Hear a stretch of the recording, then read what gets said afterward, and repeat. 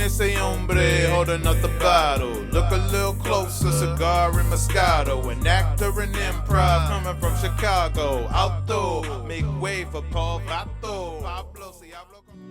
Mr. Bill Chott, look at you. Howdy. You know. Howdy. I don't There's have a lot of music playing. Is that supposed to be there, or is that on my phone? What's that, the wait bot? Do you hear music playing right now, like guitar music? And a pause? That's part of your show. Got it. That was part of our intro. I don't think you have control over what music or music you can play, but that was definitely music-ish. That was very music-ish. Bill, that was music Galifianakis. A little bit, right? How are you, my friend? I'm doing really good. I got very little sleep last night. Up on a long phone call, and then I met with some. I went to church, and then I met with some friends. My friend Owen Hammer talking about his new comic book, Von Bach, and some other wonderful projects like that. And then headed right over here, and I didn't know I'd be on camera. So pardon me for taking a minute extra longer to get on camera. No, well, you look amazing. And have you lost weight? Not that that's what makes you look amazing, but I appreciate that. And yes, I did lose some weight. I'm not getting on the scale to like dissuade myself, because like, what if it's only 2 pounds, but it looks like 50? So I lost a lot of. No, it's funny you would mention the word 50 or the number 50, because it usually takes about 50 pounds for people to notice even a weight gain, a weight change, a weight loss. Yeah. So don't feel bad if you see people and they don't say anything, and then all of a sudden, when you hit that 50 pounds, all of a sudden they're like, "Have you lost a little bit of weight?" You're like, "Bro, I've lost 50 pounds." So don't let that discourage you. But congratulations. Thank you. So let me just do a quick introduction. I want to welcome everyone to Paul Vato Presents. And today my guest is Bill Chott. And Bill Chott is an award-winning improv teacher, but he's also an incredible actor, comedian, satirist, improviser, sketch artist, all of the above, star of stage and screen. So Bill, I really want to thank you for spending your Greek Easter with us. Thank you. Sure. Even though we don't celebrate, we're done with ours. Yeah, I know. I'm no longer. I was part of my youth. I was raised Orthodox Catholic. I'm not technically Orthodox Catholic any longer, but I do.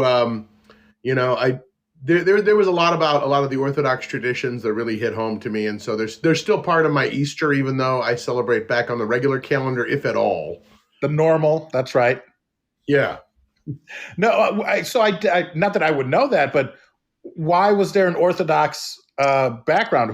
Where were your parents from, or your father or your mother? It's a long story. My father wanted to be a priest. He was trained to be a Roman Catholic priest. He went to the seminary and was all ready to become a priest. And then he met my mother. And the Orthodox Church has a married priesthood.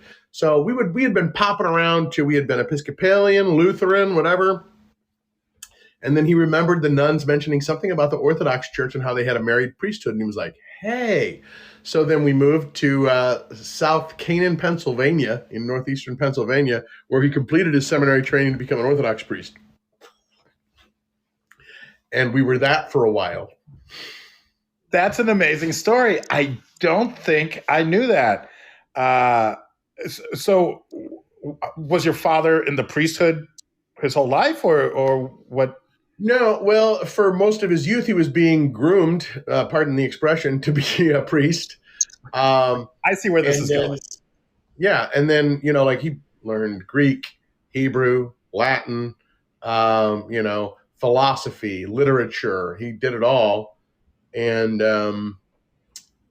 right before he took his final vows, that was it. And so then, in the Orthodox Church, there were other classes that he had to take, and now he had to learn some Slavonic and some other things, which kind of, unfortunately, Orthodoxy, at least in America, is so segmented into Russian, Greek, Romanian, etc., that it's difficult for them to grow here because, it's important to preserve customs from, where people are from. But if you're trying to reach out and get new people involved who don't speak that language, they're never going to enter that church unless there's a significant amount of English in it for them to be able to absorb it and understand what's being said, etc. And certainly there's a place for having, one liturgy in one language and another in English, or the language of whatever country they're from.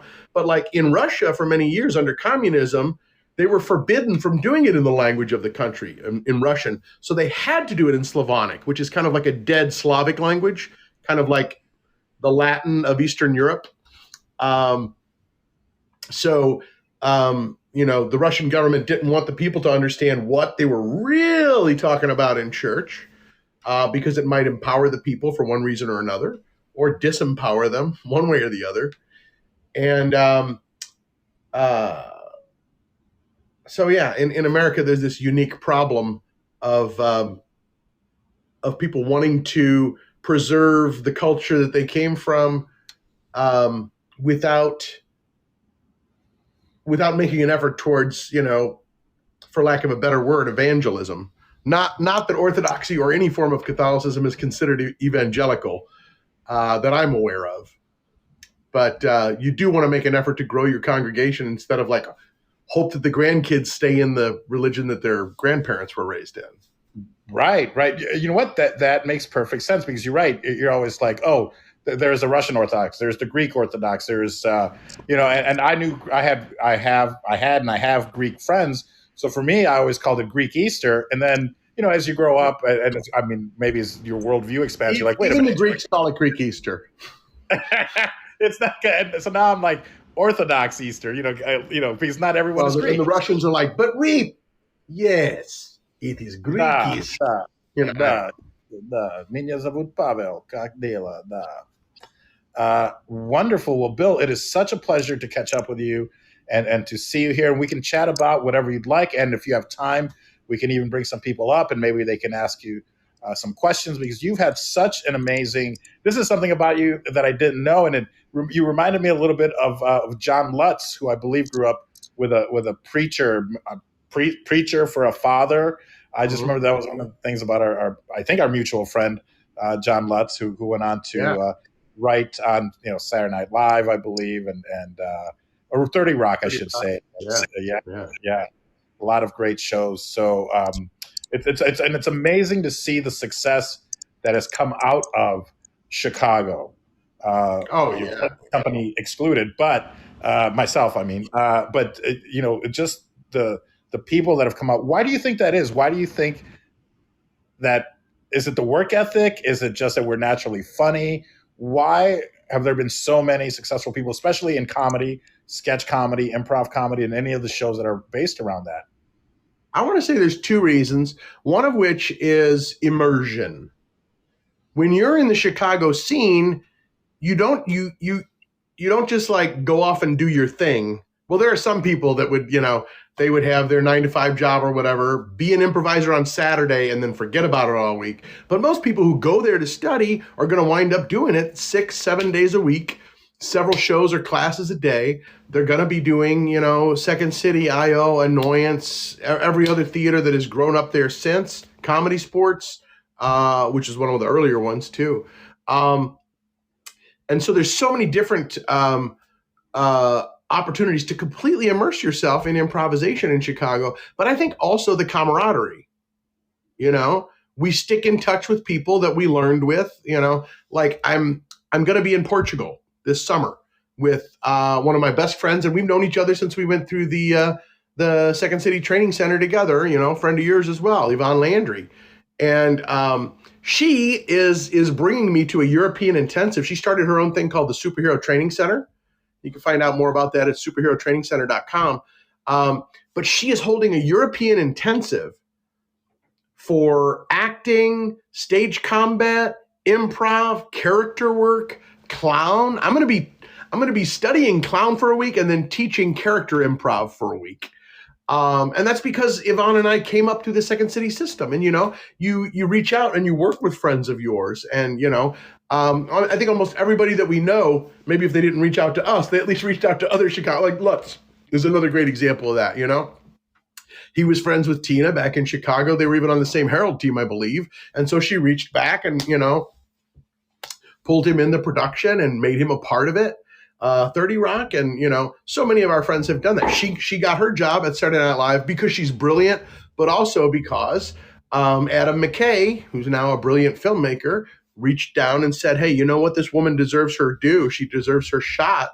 So we all learn to hone our talent there, but we also make the connections that people are aware of our wheelhouse. They're aware of our abilities. That is so true. And again, I think Tina Fey is a perfect example. You can absolutely not take anything away from her. But, knowing someone from Chicago like Adam McKay, and he's like, hey, this person needs to be out here. I mean, I remember when I first arrived on the scene and I came in from the suburbs. So I kind of fell in between that, hey, I only do this on the weekends because I've got this business to run.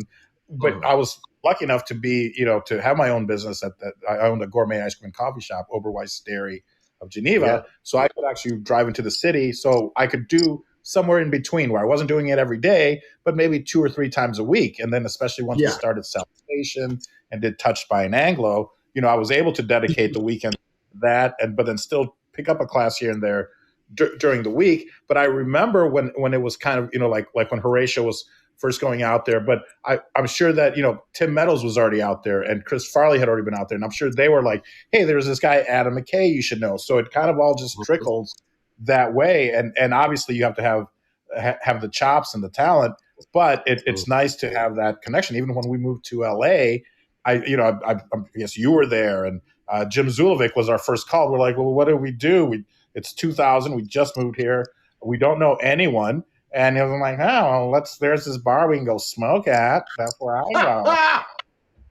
You can still smoke there. And we're like, okay, sorry for my impression, but that was a pretty good Zulovic impression. I knew exactly what you were doing, so that means it's a good impression. I hate it here. It's always sunny. He did enjoy the Chicago weather above all. He was one of those people who was such a Chicagoan to his core. We lost him way too soon, but some people, they just, they're at their best when they're in Chicago. And they still thrive and do wonderful things out here in LA. And God knows he worked on a lot of projects when he was out here, but he also, he loved being a Chicagoan and being in Chicago. And, so many of our friends do and spend so much time back there. I wish I could go back there and visit more often. I feel like I don't have as many roots there anymore because so many generations have gone by of improvisers, performers, or whatever. No one's going to know us, Bill. We're going to show up at Corcoran's or Last Act. I don't even remember what it's called now, or Old Town Ale House. My headshot is long gone from behind the bar. My headshot used to hang it was my first black and white headshot taken in the 1900s, back in like 96 or 90, 97, 98. And it hung right on the corner at the far end of the bar at the Old Town Ale House. And I was walking in Los Feliz, I think it was. I was walking from one bar to the next. So I don't even know if it was Los Feliz, but I was going from one bar to the next. And I'm going across the street, and this young lady walks by me. She goes, Paul Vato. I go, hey, I'm like, who? Okay. First, I'm like, who is this? Do I owe her an apology? And I was like, hey, how's it going? And she goes, you don't know me. And I go, oh, okay. I go, who are you? She goes, I stare at your photo all the time at the Old Town Ale House in Chicago. She goes, I sit at the end of that bar. And I was like, oh my God. And I was just like so grateful and thankful that she at least said that. But my first instinct is like, oh God, what did I do to this poor girl? Right. But she read right through it. She goes, you don't know me. I was like, oh, okay, what happened? How do you know? So yeah, no one's going to know us when we go back. But Bill, it would be so wonderful. And if you ever do, let me know, because I would love to join you on that trip, because I think you would bring back some memories. I mean, so much time was spent there at those bars, and around the Improv Olympic area and all that. Yeah. Yeah, it's funny. I can still picture Jim in his slightly oversized Chicago cop jacket. Yeah. And then years later, because of the cigar business, I met a guy named Mark Thomas, who's the guy that started the Alley. Oh, wow. Not Piper's, the Alley, right? Where they sold Doc Martens and all that gear. That was the Alley. Yeah. That's where I bought my first pair of Docs, I believe. Well, he was the guy that first brought him into Chicago, and he did all the. He was a jeweler. He made silver jewelry, a silversmith, and so he owned like a Blue Taboo or whatever, the sex shop, and the Alley shop. He owned all that. That was and Blue Havana, which was his cigar shop, and that's how I met him, through the cigar business. But I randomly met him at a convention, and then we just became friends. But he's the guy that brought in those cop jackets, the Doc Martens, back in the 70s or whatever. So a lot of history there, Bill. True. You're originally from St. Louis, I believe, and please correct me if I'm wrong. You're absolutely right. I was born in St. Louis, and then I was raised all over the country, because not only were we chasing Dad's dream of being a priest eventually someday, but he was a freelance writer. He wrote industrials for companies like International Harvester and Shell, and a lot of he wrote for McDonnell Douglas during the space program.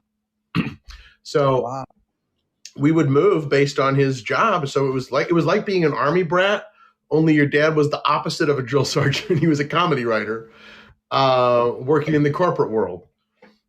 Did he teach you things, or did you learn this comedy? Because you have such a brilliant comedy mind, Bill, that and I don't know, does it come from somewhere? I know that obviously the training helps, but there must be some kind of, something part from of your it father. Part of it comes from both of my grandfathers, who were performers later in life. They were both also, union family men. One of them was a welder and the other was a machinist. But they always performed, if there was a community production or a church production or whatever they had the opportunity to do. And then my mother's father, George Muse, we don't have the same last name, but that was her maiden name. He was, hold on, I'll show you a picture of him. Oh no, it's glued to the wall. I thought it was like tacked up there or something. Anyway, he was one of few SAG actors that were headquartered in St. Louis.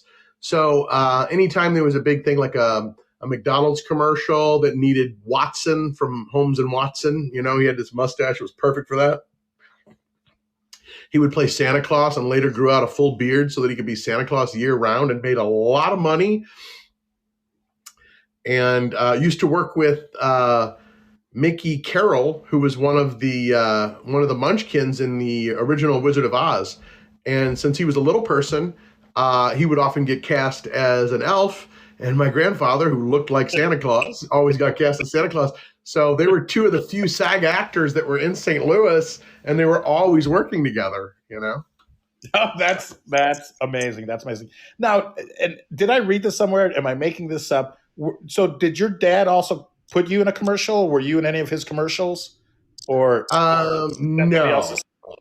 Okay. No, he didn't write commercials per se. He wrote more industrials. Oh, they did take the theme song that he wrote for Standard and Amico, Ring a Bell, Ding Ding, that were in the commercials all over the 70s. Every time you saw a commercial for Standard or Amico. And he wrote that originally for an industrial, and then it was so popular that they used it in their commercials.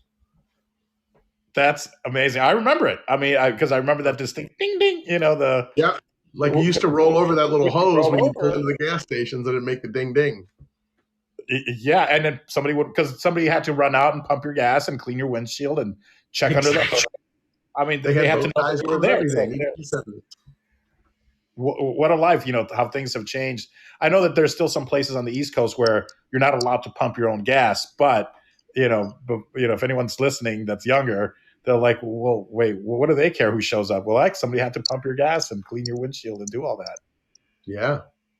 That's amazing. So then, and we have another connection, and I know that we've brought this up before, but I had a cigar customer, a really good cigar customer who loves cigars and loves our Vato cigars, and attends the Big Smoke every year, and he has for the past 20 years. He may have missed one. If he has, I don't think he has. But you worked with him at a bank that he owned, apparently.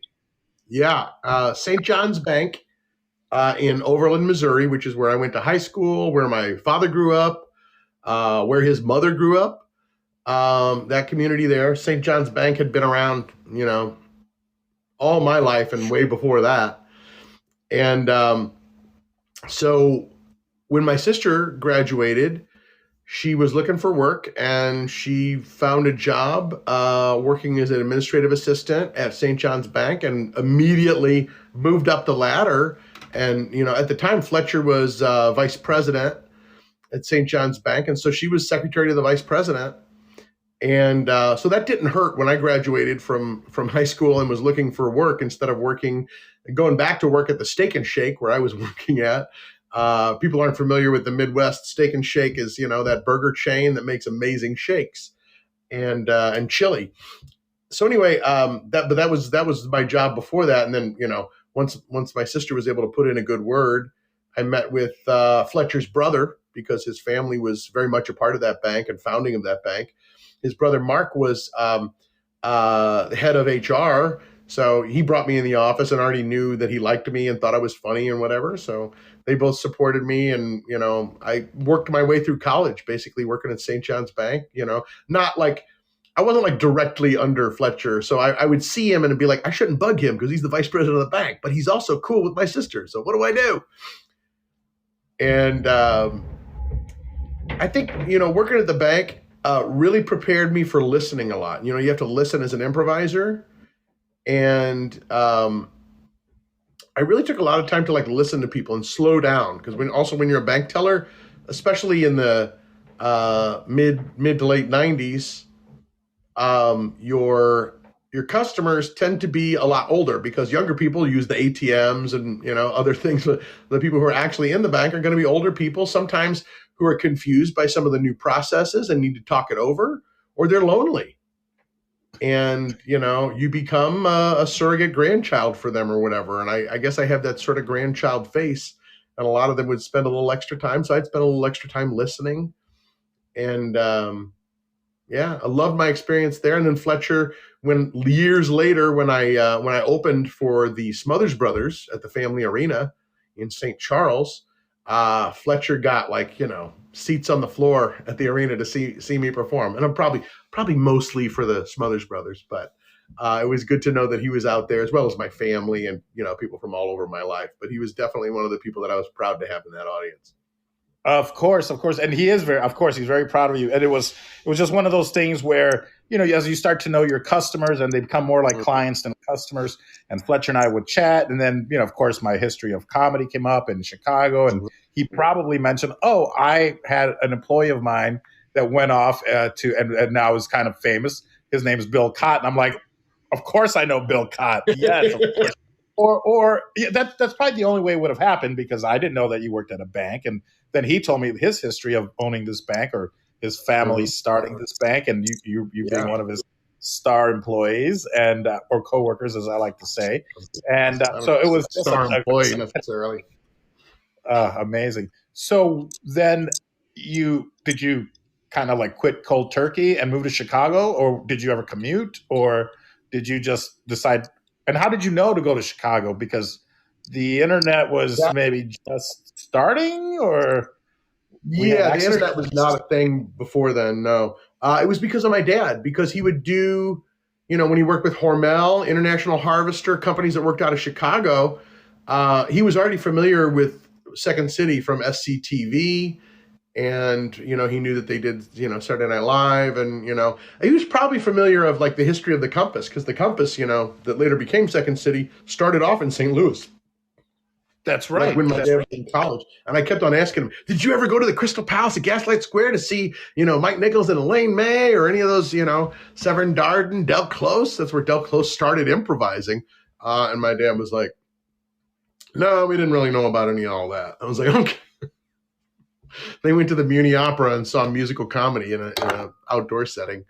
But so my dad was very, very much aware of Second City and made me and my brother and my sister very much aware of it, before anybody else knew Second City from, when it became a big hit, or SCTV, when it became a big hit on NBC. We had been watching it on PBS, which was rebroadcasts of their CBC program.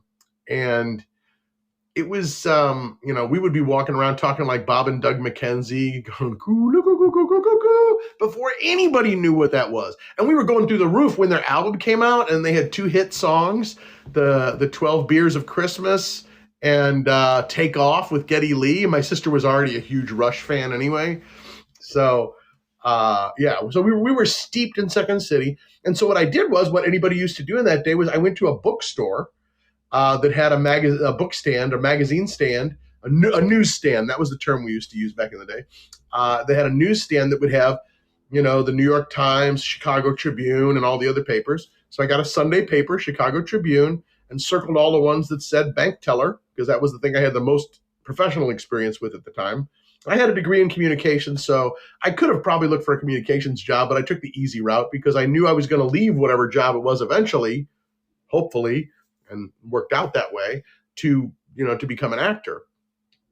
So I wasn't really like, what's the best use of my degree? That didn't matter to me. So I got a job at Boulevard Bank, which was the basement of the Wrigley Building, or the ground floor of the Wrigley Building, but the vault was in the basement. So one of my last official jobs was working in the vault underneath the Wrigley Building, which if you stepped outside of the vault, through 2 secured doors, you'd walk through a hallway out into a garage, and then there was the Billy Goat Tavern.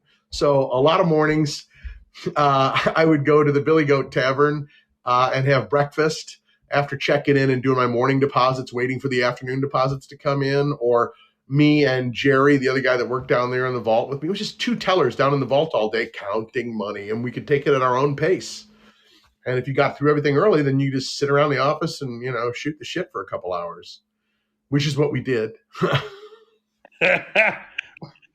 I mean, but you had like a counting machine? You had... you put it there, brrr, but then there were some things that you would have to... That was...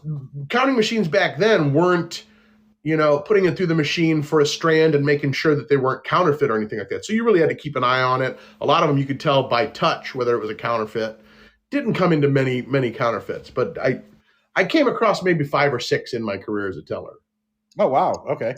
That's not a lot. No, it's not that many. Not as many people do it because the thing was, at least by that point, you had the marker that you could do the marker on the bill, and it would either leave a mark or not, and that's how you knew whether it was a counterfeit. But nobody tends to really counterfeit 5s and 10s. No, 20s at that point were a little bit updated, so they wouldn't even really do it with a 20 either. So you just had to look out for the hundreds and be like, this doesn't look good. Or, people would try to pass things where they would cut the corners off of a $10 bill and then paste a 20 onto it.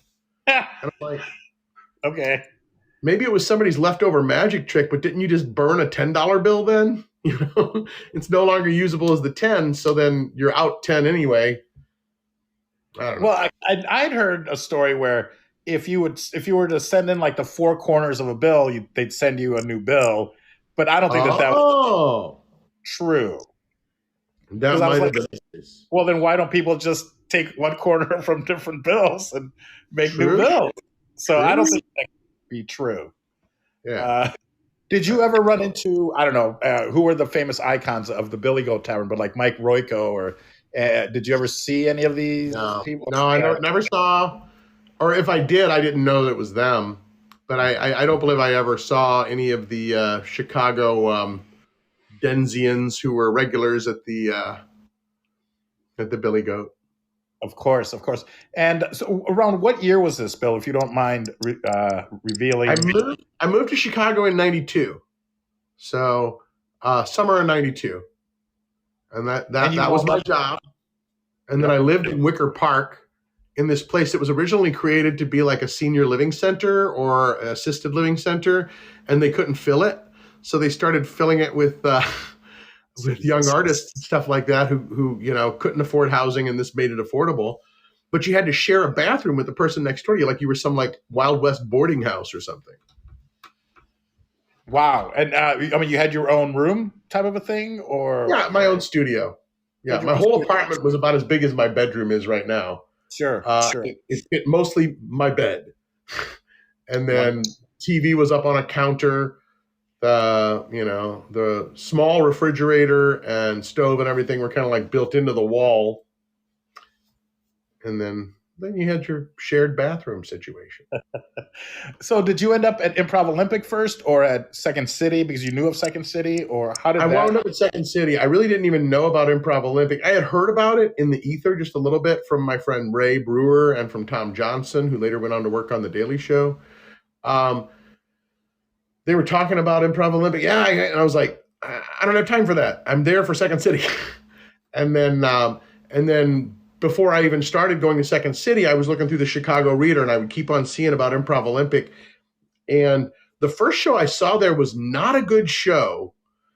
But back then, they would have a ticket raffle every night. When you bought your ticket, it would go into, a little bowl or whatever, and they'd pull it out.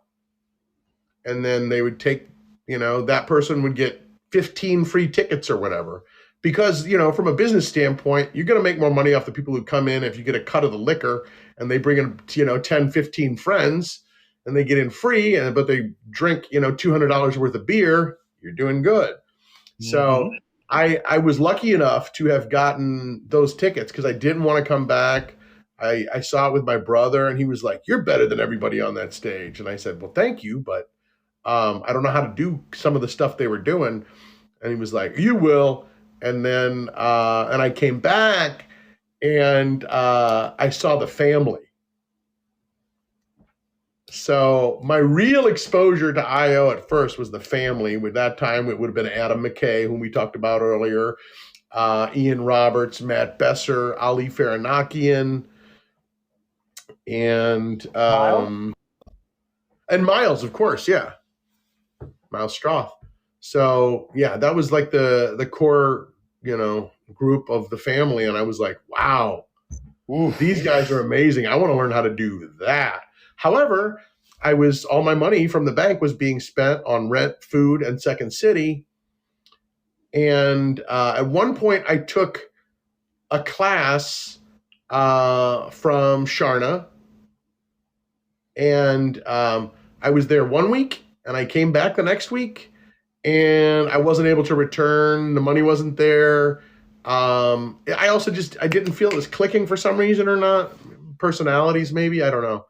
But so I didn't return, and then of course Sharna called me up. "What do you mean? Why are you not coming back? Why didn't you even talk to me? Talk to me. You could be an intern. Why don't you talk to me?" And I was like, "Oh, I'm already interning at Second City, so I'm really kind of busy." And so she was like, "All right, whatever." And then so friends of mine started getting on Herald teams, and by the time that and then I did comedy sports because they paid, and it wasn't something that I had to pay into. I was already paying for an education in improv at Second City, and so I got my stage time and my experience really working in front of a crowd and putting suggestions immediately into action, and working for that something wonderful right away with comedy sports. And so I had a pretty damn good skill set. Was hired up to the Second City right after I graduated from the training center, the conservatory. And as soon as that happened, people started asking me to play in the Armando show, or not the Armando show. Yeah, it was the Armando Diaz Hootenanny and Theatrical Experiment when we first mounted it. Theatrical Experience and Hootenanny. There you go. I was in the second show. I was absent for the first show. I think I was touring or something. But I was asked to workshop with the cast, and so I was in the second show, which means I wasn't in that iconic photo that everybody has of it. I missed out on all the iconic memorabilia. Like, I was hired up out of Second City for the Dana Carvey show before I could get my name on that wall, that list of people who had put up a review at Second City. So there's a lot of milestones I wish I could go back in time in history and flesh out in some way.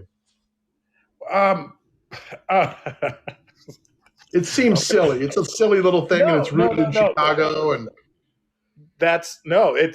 me too. I think we all wish we could go back and do some do-overs. Like in 93, I had to make a decision, and it was go to Chicago and learn how to do stand-up because I didn't know the difference between stand-up and improv. Or I had the opportunity to buy this gourmet ice cream and coffee shop, Oberweis Dairy. And if anyone from the Chicagoland area knows about Oberweis, it's an amazing product. And I added coffee to it, and that's how I met my first mentor, Papa Nicholas, slightly Greek man, and he's the one that Slightly taught me Greek. all about. Yeah, What does slightly Greek mean? slightly Greek, Nicholas, Papa Nicholas, and so I'm glad everything worked out the way it did. But it's funny to think that had I gone there in '92 or '93, like maybe we would have met way earlier. And I'm just like, oh, what a missed opportunity, because Second City was right here in my backyard, and I didn't find it till like '97. And I went to I didn't go into Second City first because I'd actually drove into the city in like 92 or 93, and I met with Joyce Sloan because I was doing just a small little radio show at a station in the Chicago suburbs in Aurora, where I grew up. And I would bring in local stand-up comedians that were, so I had like Rich Hall on, like bigger name comedians, and some I've forgotten already, but that were performing that weekend. And I think my show must have been on a Wednesday, probably on Thursday, because they were already in town. And then they were going to perform Friday and Saturday and Sunday, 2 shows each day. So on Thursday, they'd come and do local radio. And I was one of, so I remember driving in to talk to, and Joyce took a meeting. And I was like, I wanted her to maybe sponsor the show or send me comedians. And she was like, well, we don't do stand-up. Like, that's nothing that we do. We had a great conversation, whatnot. But, and of course, she tried to pitch me on Second City. And I was like, you know what? I will. But I didn't have, then I bought this shop. So it took me another 5 years to really get into the city, 97 maybe, when I finally started, and I discovered Improv Olympic. And I was there. My impression of Sharna is not as good as yours, but it was, everyone introduced themselves. And I was like, I'm Paul Vato. I want to learn how to do stand-up comedy. And she's like, well, we don't do that here. And I'd already paid with a check, because we used to write checks. And I was like, well, I've already paid, so I guess teach me what you guys teach. And if I like it, I'll stick around. And she was like, whatever, okay. Here's my dog, and Chris Farley, and Tim Meadows, and she would name drop Mike Myers. Yeah. And I was like, okay. So that Monday, I went to go see an Armando show, and luckily that was my first show that I saw. I mean, I already signed up; I was committed, but it was, and I still remember it was Abby Shackner was the monologist.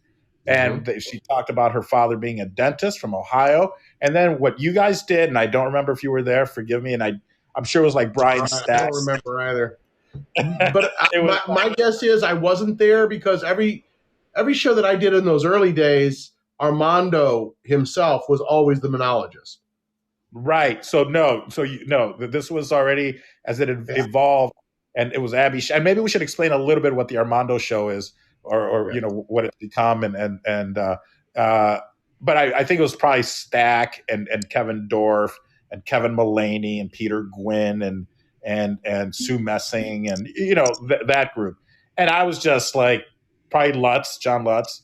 I was like blown away I was like, how do they do this? So I knew that there was a trick. I didn't know what it was, but I'm like, okay, I got to learn. Just like you said, I want to do that. So that's what got me involved with the Improv Olympic, and then eventually Second City. And I remember I'd see I would see Joyce Sloan and maybe say hi to her every now and then, but I don't remember ever talking to her and telling her, hey, remember me? We met 5 years ago when I was pitching you to be a sponsor. And she was like, we don't need to advertise. I think that was the thing. I wanted her to buy advertising on my show. She was like, why? We don't have to. And I was like, oh, okay. Everybody comes out to see these shows. That was it. That's what she said. I'll never forget. I didn't have a lot of conversations with Joyce because I was very intimidated, even though she's sweet as hell. She's everybody's, grandma, basically. And one of the first interactions I had with her was I had been touring, so I did not see when they mounted Old Wine in New Bottles, which was the 35th anniversary review. And they went back and they workshopped a lot of original Second City scenes with new actors, and then would have workshops and guest performers like Avery Schreiber. And so I went in and was able to see it finally after coming back from tour. And when you get back in town, your first priority is not, after touring Second City material for 2 months, is not, go boy, I'm going to go hang out at Second City and see more shows. You spend a couple days at home, And so the show had been up for quite a while. And I was an understudy for it because I was in the touring company. And I was laughing my ass off. I really enjoyed it. I enjoy the throwback material even more so than the more recent material. So I was really enjoying it, laughing, and I saw Joyce noticing me at one point laughing, and she nodded her head. And then in intermission, she goes, "The way you were laughing in there, it seems like you'd never seen this show that you're supposed to be understudying." And I was like, this is my first time. That's why. And then there was no reason for me to be intimidated. She was just curious, like, what, hadn't seen this before? And then when I was up for the Dana Carvey show, she said at one point, she goes, "You make sure and let me know when you get that. Not if you get that, when you get that." And I was like, "Thank you." And then as soon as I got it, she was the first call I made, because she was the first person that said, "I want to know." No slight to anybody else, no slight to my touring company, no slight to Kelly Leonard, who was producing at the time, or Beth Kligerman, or anybody. But Joyce wanted to know. So I was like, yes, I'll tell Joyce. And the way she reacted, it was so genuine. She goes, "Oh, that's the best news in the world." And mind you, she had heard from so many alumni of Second City. Like, I just got, Saturday Night Live, which was a much bigger deal than the Dana Carvey show, or I got a 5-picture deal or whatever, talking with Bill Murray or Dan Aykroyd, or, any of the other amazing performers from those early days. But she acted as if it was genuinely the first time she had ever heard such amazing news. And it was because it was another new generation, another new improviser that, she helped foster by what she helped create.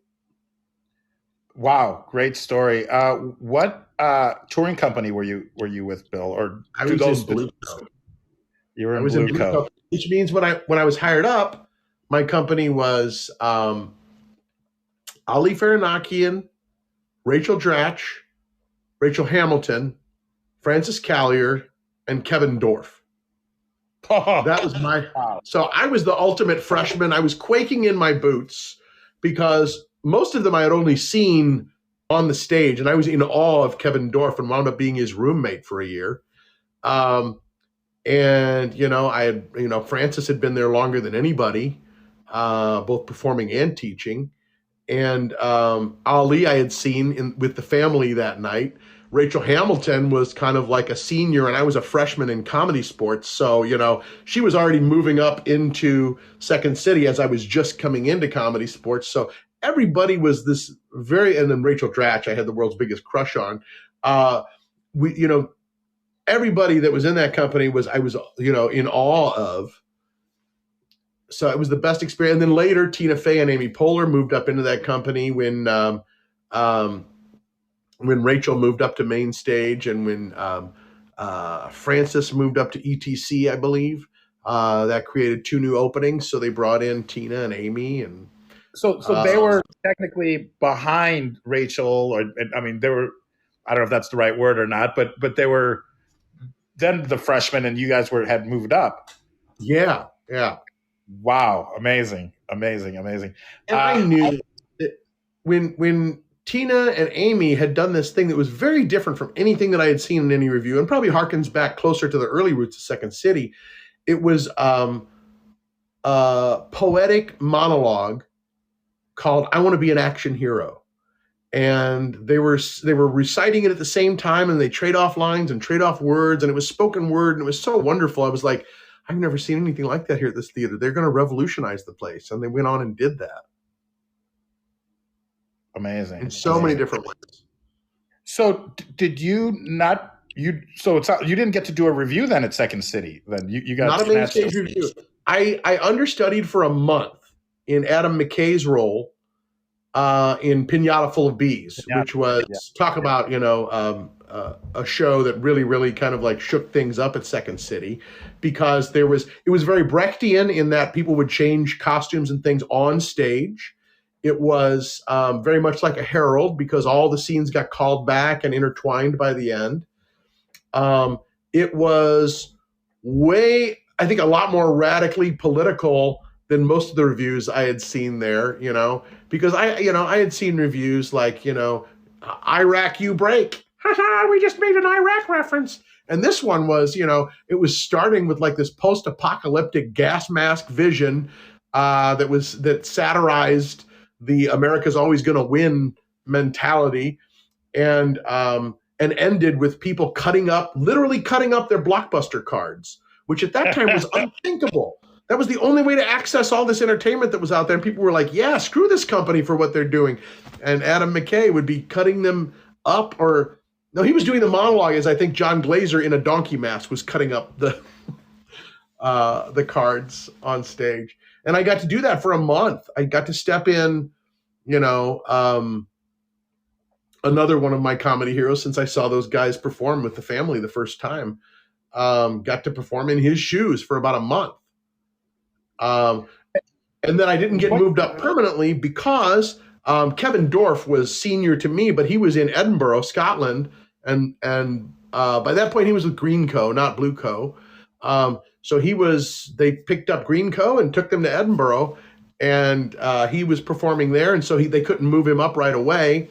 And so I got to do it for about a month, which was awesome. It was great to have equity pay for a month, because I'd quit my bank job thinking, now I'm a professional actor and I'm going to tour the country and bow, bow, bow, and I'll be on SNL by next week. And no, I eventually made my voice made it onto SNL, but it didn't happen right away, certainly. Interesting. Was there a hierarchy to Green Co., Blue Co.? What was the other one? Red Co. or Red Co.? No, I don't think there was a hierarchy. I think at one point Green Co. was the one that they would go to for industrials more often. And then that stopped being the case because Second City Communications kind of like blew up really big there in the 90s. Because we were all living through the backlash to the stand-up boom, Right. Yeah, of course. Improv had its day, and that was part of that. So, I always thought that, they had Gay Co., and I was like, well, why don't you put the rest of us minorities into Brown Co.? Do Brown Co. Ali would always say that, Yeah. Oh yeah. Yeah. He was like, why isn't there a Brown Co.? Yeah. Yeah. Made sense. And he would call it Second City Spice. I think that's why I started. Tilda Del Toro and I put together the Latino improv and sketch comedy group Salsation. And it's still going, and so needed. Yeah, so needed. Yeah. And I've always maintained it wasn't that anyone was being exclusionary. It was just that there's so many Latinos, but none of us were stepping up and going to study improv or at Second City or anything. So it wasn't there were probably microaggressions keeping them out of it, Sure. Yeah. I remember Ricky Carmona saying something like that, where he was Cuban, so he's black and Latino, and he goes you step on stage, they're like like stick him up or whatever, and he's like, okay, I guess I'm that guy, that's and so you're right. You're right. That could have been that may have been the issue, but I'm glad we found our home with Salsation, which then became Barrio Speedwagon. Yeah. So, that's such a great name, Barrio Speedwagon. I love great names like who was there? Stir Friday Night. Yes. Weeby Heroes. The OUI. Weeby. Man, Nation of Improv, I think, is also another. Yes. And they'd wear the bow ties and everything. The Nation of Improv. It's fantastic. I love a good. I know that sometimes they say punnery is the lowest form of comedy, but I love it. I disagree. I love my puns personally. I think I love it. So what year, if you don't mind, was this? So it would have been like what, 95, 96, the Pinata Full of Bees, or is that even earlier? Pinata Full of Bees would have been, I think, 95. 95, because Dana Carvey show was 96, and then I moved out to LA in 97.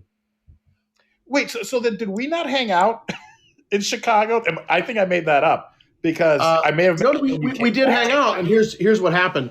I would come in frequently because I would, reconnect with everybody that I knew from then. And so we were all part of the same crowd. So we would wind up hanging out at Last Act and, in the lobby at Second City and all those places.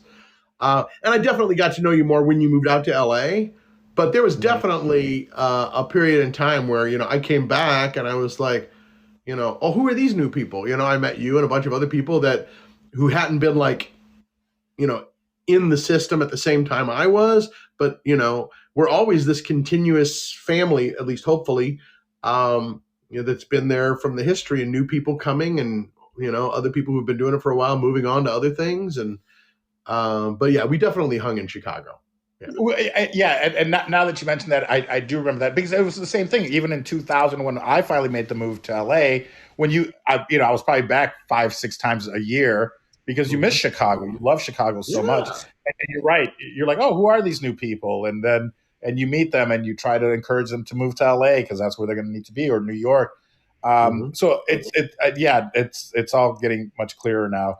And I remember even performing with you at some festival or something where I threw out a horrible first line. And I was like, why would I do that? I know nothing about Shakespeare. But you ran with it. And I was like, this is why they're brilliant. They're such brilliant improvisers. And I was like, to be or not to be? And then somehow the scene was great, but thanks to you, because I was like, I know nothing about Shakespeare. Why? You're such a dummy. Why would you say that? But you made it work. Of course you did. So how did the Dana Carvey show reach out? How did they find Bill Cott in Chicago? Was it like Second City or Saturday Night Live where they come and watch you perform? Or no, it was very different. It was unique, and everybody has a different path to both Saturday Night Live and to different shows that they do. And while there is that regular thing of Saturday Night Live coming in and sitting on the rail at Second City and watching the main stage show, etc. And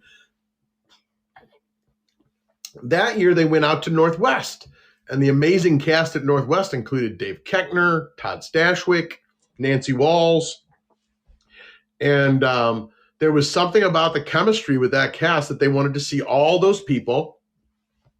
And eventually out of that crew, both Dave and Nancy made it onto SNL that season. And Todd Stashwick, they were really hot on because he was more of like a sex symbol sort of a guy, which was unique for him, because I think he was, he grew up kind of thinking of himself kind of nerdy, but he was already starting to like blossom into a hunk sort of a guy. And, he's always doing those sexy sort of villains now. But I think they saw that appeal in him. And so they were really courting him a lot for that show too. And he said, you really should take a look at one of the tourcos at Blueco. And in particular, you should look at Bill Cott. And so I spent most of those summers in the Second City in the war room, where it was always air conditioned. And I was hanging out there. I was getting up, and Dave Koechner said, "Hey, there's a message for you in that message box, right?" And I was like, "What?" I never even used the message box. And I was like, "What?" And I looked at it, and it was, I can't remember. Oh God, what casting company was it? Anyway, they were like, hey, they want to see you for the Dana Carvey show, or no, for Saturday Night Live. And so I auditioned for Saturday Night Live and got flown out to New York for that with all those other wonderful folks. And I didn't get it because I did my impression of Jackie Gleason taking a difficult crap. And it was a big hit in the Second City shows, but it tanked in front of Lorne Michaels while I was standing there with a red light on me, and I just froze. And I was doing a song that I had written to close out my act, because I was like, big finish. And then I stumbled on the lyrics, and I paused and said, let me start that again. And any other audition, they go, okay, great, take two.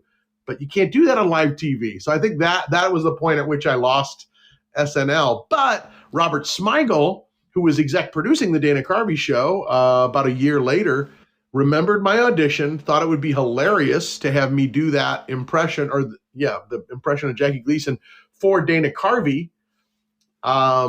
So I was touring back on the road with Second City, doing an industrial in New York, when they said, hey, they want to see you at ABC in New York. And I was like, I'm doing an industrial in New York. And they said, can you get across town? And I pleaded with Joe Keefe. I said, can I get to ABC to do this? It's basically a callback audition because they already know they wanted to see me. They called for me. And he said, only if you can guarantee, because what we were doing was a live national hookup for this company out of the set of Moesha. Remember the talk show Moesha? We were on her set, filming it live with these cameras, doing the industrial scripts that we had been sold, but it was being broadcast to big meeting rooms all over the country for whatever company it was. It might have been Sears or whatever, big national company. I can't remember anymore what it was for. Because to me, the most important thing that day was getting to ABC 7 in New York and reading.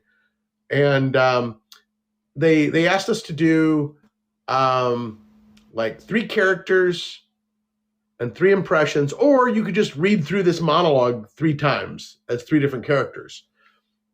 And instead of doing that, I took the monologue and cut it into like 27 different voices, characters, and accents. And some of them weren't that deep. It was just like, oh, he also does a Russian accent. Good to know. But everyone was distinctly different, a different voice, a different point of view, a different character. And they were a little bit blown away. And then Smigel, then they flew me out again.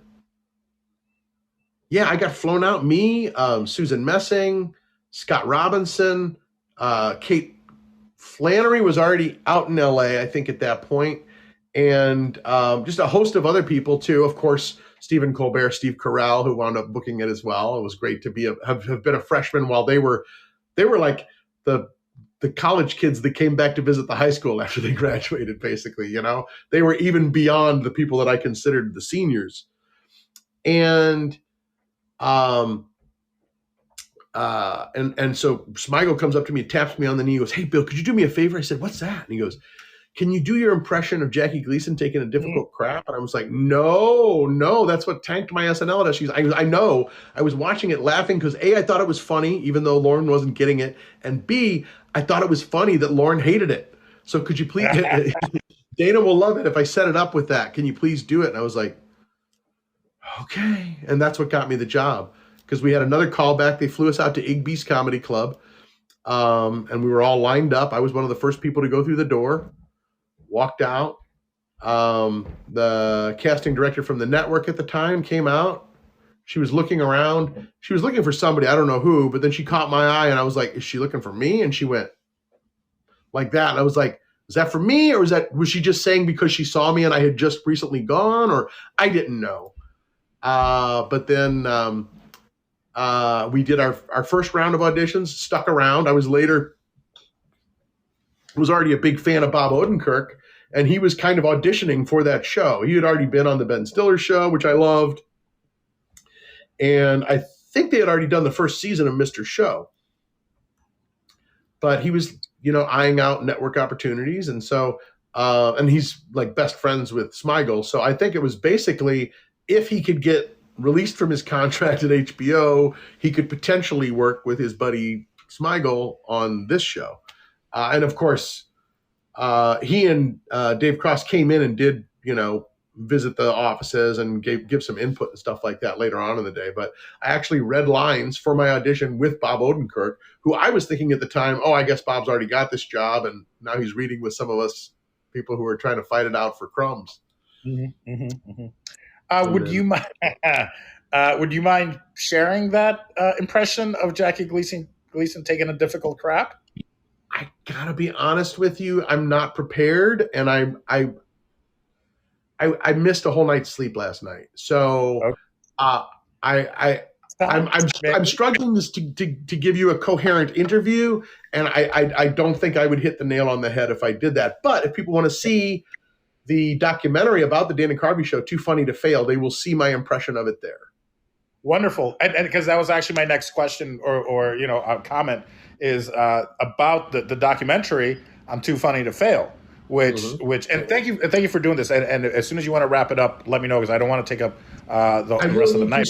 I've got a childcare swap coming in a little bit. So okay, you tell me, because I can Joe Rogan and we can go 3 hours. And I would love that. Sometime I would really love to because I've never done a 3-hour interview. I would love to do an interview that lasted that long. we have there's a lot more to cover as well, but Bill, I want to thank you for the time that you have spent. So you tell me, what time is your heart out, and we'll get you out of here by then. It's 5:00 right now.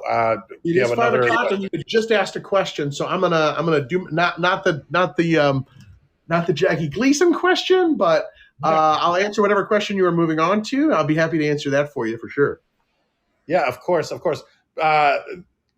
Well, I mean, I guess we should continue with the Dana Carvey show, because it was too funny to fail. So what happened, or what's your take on that? If it's something you want to address now, or we can save it for later,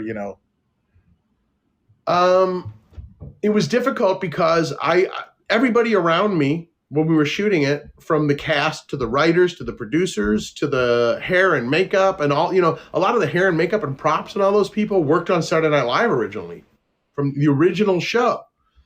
And we had the best writing staff ever. And I was on the writing staff and didn't consider myself worthy. So I didn't submit as often or as much as I could have. I was just so stymied by the talent that was in that room. And so I thought it was going to be a longer experience, and it was like 7 episodes. And then there was talk, even when it looked like it was going to be our last episode there at ABC, there was all kinds of talk about, Lauren wants to do this show out of Studio 8H when they're not shooting or rehearsing for SNL. And I was like, really? So I thought this was going to really be a big thing and go on and do anything. And of course, all of us had wonderful things happen after that, especially for, Steve Carell and Stephen Colbert. Heather Morgan and I went on to do wonderful things. The writing staff, went on to become Oscar winners, many of them. And it was an amazing experience. I found out that it was canceled because I picked up a USA Today and read the news. Nobody told me, no agent, no manager, nobody from the show. That was my first taste of show business, and it didn't taste quite as good as I thought it would. Wow. But then from then on, let's just maybe let people know what other projects you're involved with. And then maybe in part 2, we can actually do a deep dive on, being the voice of the announcer on Ambiguously Gay Duo. And obviously that's because you knew Robert Smigel, and you're wildly talented. And then, Galaxy Quest and The Ringer. And I mean, so if you want to maybe just quickly gloss over for now all these amazing projects that you've been involved in, if you have time, and if not, you can always save it for part 2. But we can let's definitely do that. Let's definitely do that in a part 2. What I can say is the projects I'm working on right now. There's a movie I did called Mid-Century with Bruce Dern and a lot of other fabulous new actors. And I don't have a release date on that one. I also did a Netflix series, an episode of that called Monster, and it's about Jeffrey Dahmer. That's about to be seen. I'm now recurring on Young Sheldon, which is amazing. They actually took a clip out of my second episode that I did and used it in a new episode, so I didn't even need to work, and I'm recurring, which is good. Lance Barber's on that show, is he not? God bless Lance. Yeah, every time I've worked on that show, which has been twice now, and 3 if you count the time that they just clipped and put me in it. I've spent most of the day just talking with Lance. And, the second time I did it was, during the pandemic. It was right as they were letting studios start to open again, and then they shut down right after that. So all of the precautions were in place, mask and visor, distancing, red zones, all that. And despite the fact that we had to distance, Lance and I spent the day talking down the hall to one another, in person down the hall. He's such a great guy. Amazing. And that show was so blessed to have him, and he was blessed to have that show. And one of the nicest guys I know, most down to earth, just an amazing guy.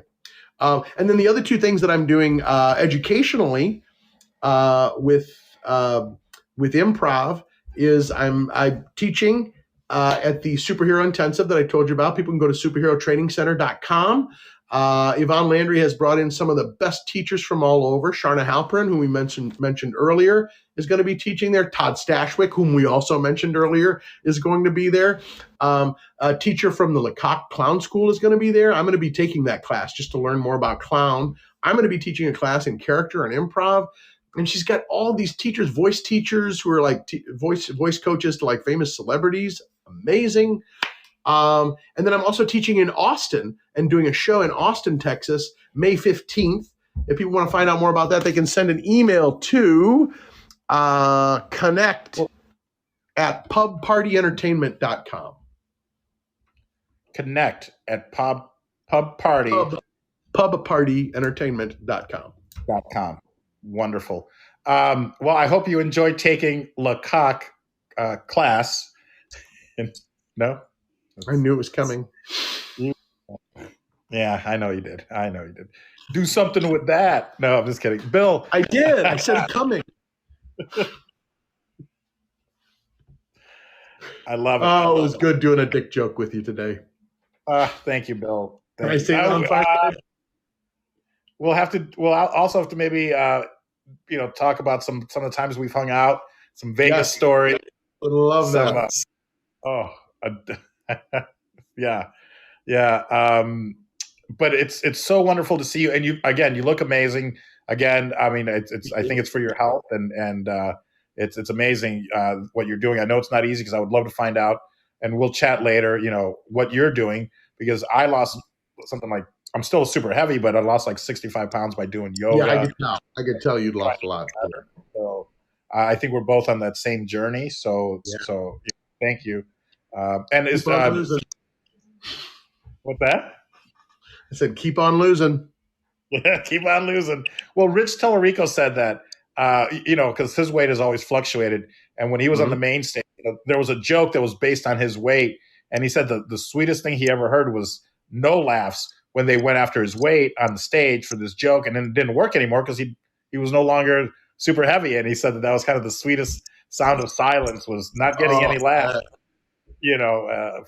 for that joke, because he'd lost so much weight. But I would love to continue this another day. Please go to the improvtrick.com. If you want to learn from one of the world's best improvisers, this is Mr. Bill Chott, award-winning improv teacher, or follow him, to Austin or to is it Portugal? Is that where the superheroes?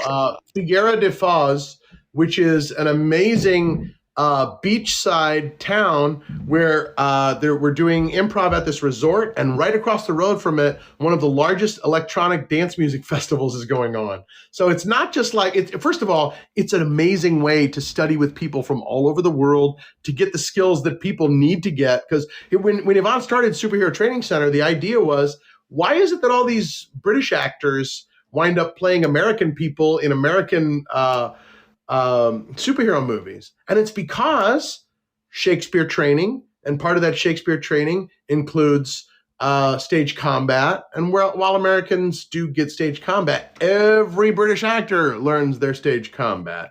And they learn how to do acting on a grand scale via Shakespeare. They're a little more well-rounded in the circus arts too. And all that Yvonne is providing with this thing for people to come from all over Europe, but also for people from America to go there at the height of the holiday season in Europe, where these amazing festivals and parties are going on. So you could write off the trip and then pop around and enjoy the party across the hall, across the way, and across the rest of Europe, or anywhere, close to the continent, and study and have a vacation, which is an amazing opportunity. Bill, that's amazing, and you're the perfect person to be teaching there. And it just goes to show you too that as teachers, influencers, whatever you want to call us, we're always learning, because you don't have to go there and take a clown class, but you're doing this, and it's I've wanted to all my life. Amazing. I remember in Austin we studied with Antonio Clemente, was that his name? He's since passed away. I recently looked him up, and even though it was like a one-day workshop, it was life changing as far as Commedia dell'arte. He was this Italian teacher, Commedia dell'arte. Yes. It was just inspiration. This was 20-some years ago, and I still remember it. And Antonio Mazzone Clemente, I think I should remember his name. And it was just brilliant. So it just goes to show you we never stop learning, and it's great to be spreading your knowledge, because your course is amazing. The improv trick, right? So Yes. Did I turn off my camera accidentally? I still see you, so Okay, don't good. stand up. I'm guessing. I had a text coming in. My wife is almost getting here with our daughter, so we got to do a handoff in just a second. So I had to take that text. Anyway, thank you so much, Paul, and I really look forward to coming back for a part 2. It's always wonderful talking with you, man. Bill Chott, thank you. It has been my absolute pleasure. Please, everyone, follow Bill Chott across all social media. And do you have any final thoughts? Any final words? Mr. Dollar Bill, $20 Bill Chott, $100 Bill Chott. What should we call it? $20 bill. I'll keep it at $20 bill. $20 bill, which is Lance came up with that theme song for me, and Lance Barber, whom we were talking about earlier. A last thought: keep on learning, no matter what you're doing, whether it's improv, acting, podcasting, communications, content. People learning more about trading financial instruments and things like that. You can always learn something new, so keep learning. I think that is wonderful advice. So, folks, please visit theimprovtrick.com to connect with Mr. Bill Chott. I'm at paulvato.com. And thank you guys so much for spending part of your day with us. And if you didn't get here at the beginning, you can always go back and re-listen. So, Bill, I'm going to invite the Waitbot over, and thank you. And thank you guys so much all for being here. Thank you, Bill. Thanks a lot, Paul. En ese hombre holding up the bottle. Look a little closer, cigar and Moscato. An actor in improv coming from Chicago. Outdoor, make way for Paul Vato.